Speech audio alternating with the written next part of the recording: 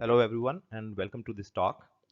As this talk is going to focus on an interesting application of machine learning for software requirements, let's first quickly see what software requirements are and more specifically what are crowd-based software requirements.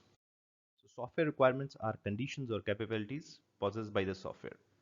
In other words, it gives you the overall functionality or behavior of the software. Requirements also provide a basis for resource allocation, planning, testing, and other activities that are involved in the software development lifecycle.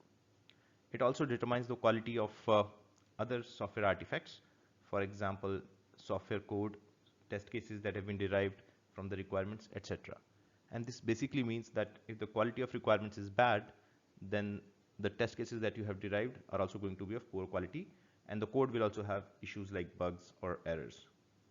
Requirements are usually written in natural language sentences, and requirements engineering is the very first phase of software development lifecycle, which involves finding out, analyzing, documenting, and checking the quality of software requirements. And the output of requirements engineering phase is a software requirements specification document. Okay, so the next question is, what are crowd-based requirements engineering or crowd-based software requirements? So crowd-based requirements engineering involves large-scale user participation in requirements engineering tasks. In other words, it engages the general public called crowd in a variety of RE-related tasks. This gives access to a wide diversity of actual users because you are actually collecting the requirements directly from the users, and therefore you will get to hear what do they really want from the system. And it also ensures that requirements represent actual needs of the users. Finally, it helps in increasing the economic feasibility and extraction coverage of the requirements.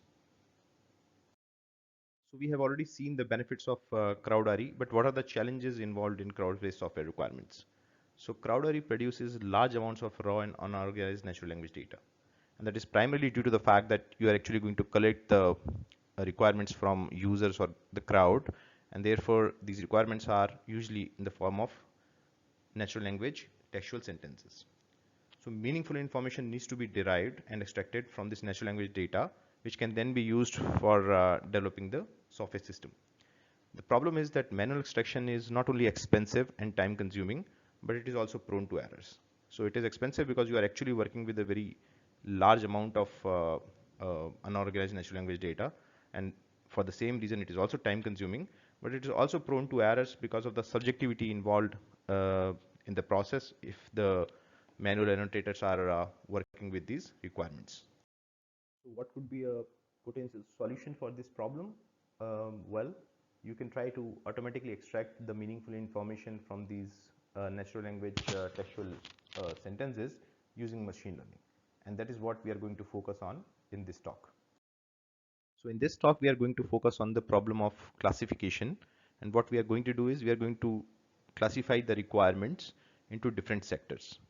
So first of all, what is classification? So classification involves categorizing a set of data into classes. So for instance, if you have been given an email, a classification problem would involve identifying if this is a spam email or not. And what is a sector? Well, a sector in our setting refers to a specialized technology, knowledge, or service domain. And therefore, the overall goal of this project is to classify the crowd-based requirements into different sectors. And what are some of the potential benefits of this technique? Well, it helps in requirements prioritization. It also helps in identifying conflicting requirements, and it is also very useful for requirement summarization. Additionally, it also helps in identification of duplicate requirements which are present in a class. It also helps in improving the readability and understandability of the document that you are going to create, because all the related requirements are going to be in one section or one subsection of the document, and the relationship between them would become more visible. And finally, it is also very useful for better cost estimation and more effective implementation teams, or in setting up of more effective implementation teams. And this is primarily because of the fact that the different technology or service domains that are involved are very clear to us from the very beginning, and therefore we know what kind of expertise is required to complete this project, and accordingly we can come up with more effective implementation teams. In our paper, we have experimented with three different approaches for classification of crowd-based requirements. The first approach involves encoding the requirements into vectors, followed by feature engineering and classification using traditional machine learning models. The pipeline of approach one can be seen in this slide. So we start with the Crowd-RE dataset. We apply some pre-processing steps. We clean the requirements. We create vectors corresponding to these requirements. We add some hand-engineered features. We then finally do the univariate feature selection and then train and validate the model and use it for sector identification. And the encoding techniques, different encoding techniques that we have used in this approach are as follows. So the first encoding technique that we have tried using is average globe embedding. The second encoding technique that we have used is term frequency inverse document frequency weighted globe embedding. And the third one is universal sentence encoding. And to classify the requirements into sectors, we have experimented with 5 different machine learning models in approach 1. The first one is random forest, which basically builds classification model in the form of a tree structure. The second one is multi-layer perceptron, which is an extension of logistic regression, which basically involves adding a layer in between to transform the data so that it becomes linearly separable. The third one is support vector machines, which can be used for classification tasks where the goal is to basically find a hyperplane in an n-dimensional space that can classify the data points. The fourth technique that we have used is k-nearest neighbors, which basically is a supervised classification technique that uses proximity for representing sameness. And the last technique that we have used in our paper is extreme gradient boosted trees, which is an implementation of gradient boosted decision trees, which primarily focuses on optimizing the algorithm for speed and efficiency. In approach 2, we have experimented with two popular neural architectures or neural network architectures. The first one is convolutional neural networks, CNN, and the second one is bidirectional long short term memory, BiLSTM architecture. For both these architectures, we have an initial embedding layer and a 5 neuron output layer followed by softmax activation. And it is important to note that that for both these architectures, we initialize the embedding layers in two different ways. One is random initialization and the other one is pre-trained globe embedding metrics. A characteristic difference between this approach and the last approach is that in this approach, embeddings have been fine-tuned along with the classification task, whereas if you remember in approach 1, we do feature selection, which is performed over a fixed set of features, including embeddings and hand-engineered features, and therefore in approach 2, the embeddings for BiLSTM and CNN architectures are fine-tuned for domain-specific terms, which are basically pre-trained on home automation dataset collected from Wikipedia. The third approach that we have used in our paper is based on utilizing pre-trained language models on the downstream task of classification. More specifically, we use bidirectional encoder representations from transformers, BERT family of models, and we have experimented with three BERT-based models. So first is BERT-based uncased, the second is digital Roberta base, and the third one is Roberta base. It is important to note that this implementation is fundamentally different from the previous two approaches that we have just mentioned. So the approach 1, which is based on using traditional machine learning models, and the approach 2, which involves neural networks, in the sense that it basically leverages transfer learning to build context-dependent embeddings, which is not really the case for the first two approaches.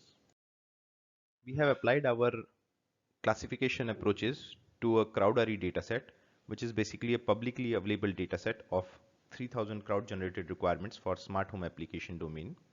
These requirements have been collected from 600 crowd workers in 2 phases using Amazon Mechanical Turk platform. And these requirements have been classified into 5 sectors. So these sectors are energy, entertainment, health, safety, and others. So all the experiments in our paper have been executed on a Windows 10 machine with Intel Core i5 processor, which has a clock frequency of 1.60 GHz and 8 GB of primary memory. And the detailed report of all of our experiments, including the code, can be found in the GitHub repository, whose link has been provided in the paper. So readers are encouraged to go and execute the code. So if you look at the results of our experiments for approach 1, as I had mentioned earlier, we have experimented with 5 different machine learning models, and for each model we have experimented with 3 different sentence encoding techniques. So if we talk about random forest, then we can see that the best precision, recall, and F-score has been obtained for universal sentence encoding technique. And this is also the case when we talk about XGBoost, where again, if you look at the table, for universal sentence encoding, we get the best precision of 68.64, the top recall of 70.33, and an F-score of 68.87. And this trend continues for all the other machine learning models as well. So if you look at SVM, KNN, and MLP, in all these 3 machine learning models, universal sentence encoding provides us the best results. So for instance, in case of MLP, universal sentence encoding gives us a precision of 69.9, a recall of 71.46, and an F-score of 70.46. If you talk about the best model which gives us the highest precision among all the models, then random forest gives us the best precision of 70.01 with universal sentence encoding. Similarly, for the case of recall, random forest with universal sentence encoding gives us the best recall value of 71.68. But if we look at the column for F-score, we can see that MLP with universal sentence encoding manages to beat all the other models by giving a F-score of 70.46. So in terms of precision and recall, random forest gives us the best result with USC, and for F-score, MLP gives us the best result with universal sentence encoding. For approach 2, we have experimented with 2 different neural architectures, and for each neural architecture we have initialized the embedding layer in 2 different ways. One is random initialization and the other one is initialization with pre-trained glow embedding matrix. And as you could see from the table, that the best precision, the best overall precision has been obtained for BiLSTM with pre-trained glow embeddings. And this is also the case for recall. So for recall, we get a recall of 72.36, which is also for BiLSTM with pre-trained glow embeddings. And the highest F-score has been also achieved for BiLSTM with pre-trained glow embeddings. The second best model uh, in case of neural networks based classification is, for the case of precision, it is CNN with pre-trained glow embeddings.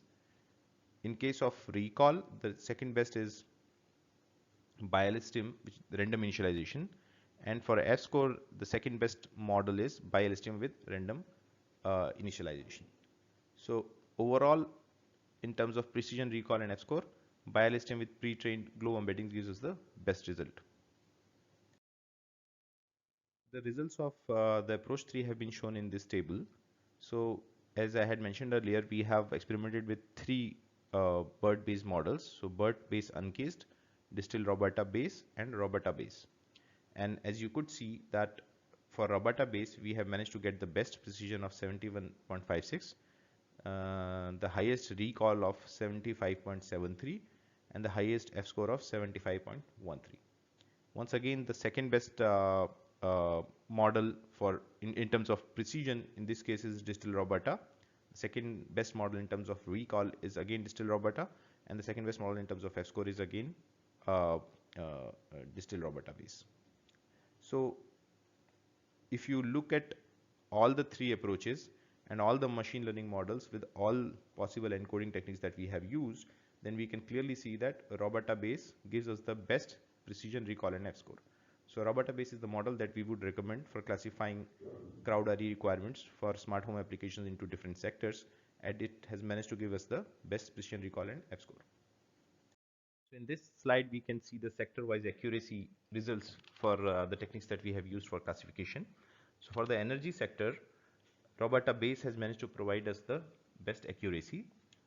Again, for entertainment sector, Roberta base gives us the best accuracy. Interestingly, for the health sector, the accuracy provided by random forest with the universal sentence encoding is slightly higher than the Roberta base. For safety, again, Roberta base has managed to beat all the other models. And for the case of other uh, sector or the other class, again, Roberta base does a good job. However, you can observe that for other class, the overall accuracy even for robotabase is very low. And this is primarily due to the fact that this is a class where there are requirements which may belong to more than one sector. And they have words which make them suitable for a sector like energy, and they also have words which make them suitable for a sector like entertainment or health. And therefore, our model has not been really able to classify it correctly, and this is the reason that all the models with all encoding techniques, they fail to do a good job for the class other. Additionally, we also feel that the requirements need to be labeled in a better way, or in other words, the requirements need to be labeled in a way where so in other words, we think that these requirements need to be labeled properly, so that some requirements which are right now in the other category may be moved to safety or energy domain. So in this slide, we will briefly address the most important of construct internal, external, and conclusion validity threats. So for our case study, the only threat to construct validity is the class imbalance problem. In order to mitigate this threat, we have used weighted metrics and stratified sampling for creating partitions, which basically means that we are maintaining the same class distribution in each subset. Regarding the internal validity, one of the main threats to internal validity is the researcher bias, which would have occurred if the ground truth data for glossary terms was generated manually. To avoid this issue, we have done our experiments on the original CrowdRE dataset, for which the ground truth data is already available in the public domain. So we have used this ground truth data for computing the precision, recall, and F-score of our approach. Regarding the concerns regarding generalizability basically arise because of the use of singleton case study to assess the empirical feasibility of our proposed approach, and therefore to overcome this issue, case studies from different application domains need to be analyzed to establish the generalizability of our approach. Finally, regarding the conclusion validity, all the conclusions drawn in this paper are shown to have been rooted in the section on experimental evaluation, and therefore there is a complete traceability. In the future, we plan to extend this research in the following interesting directions. So first of all, we would like to optimize the language models by training them on domain-specific corpora. So in other words, we would like to investigate and understand how doing self-supervised learning using BERT on unlabeled data followed by fine-tuning on minimal labeled dataset can be a practical approach for a dataset with different sectors. We would also like to investigate the practical utility of our approach by applying it to several crowd-based software requirement documents from different sectors and application domains. And finally, we would also like to investigate that in place of globe embeddings, if we use word-to-vec embeddings or fasttext based embeddings or embeddings from some other language model, then would that be of any help in terms of improving the precision, recall, F-score, and accuracy of the classification task? So these are some of the interesting directions in which we plan to work in the future. Thank you. Thank you very much for your attention, and I would be very happy to answer your doubts or questions or queries. Thank you very much.